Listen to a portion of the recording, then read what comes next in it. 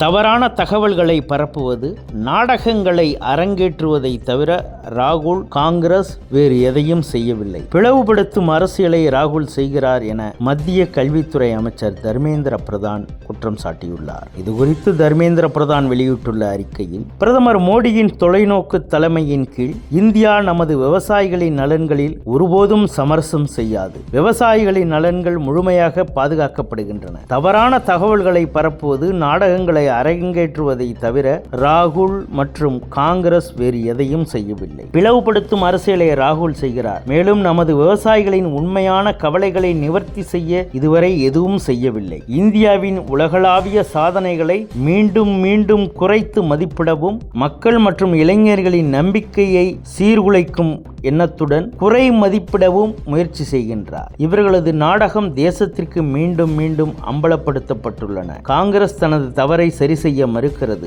வளர்ச்சியை விட பிரிவினையை விரும்புகிறது. இது இந்தியாவின் வளர்ச்சியை பாதிக்காது. நமது தேசமும் மக்களும் எப்போதும் முன்னேறுவார்கள். வலிமையானவர்கள், தன்னம்பிக்கை கொண்டவர்கள், உலகளவில் மதிக்கப்படுவார்கள். இவ்வாறு தர்மேந்திர பிரதான் தனது அறிக்கையில் தெரிவித்துள்ளார்.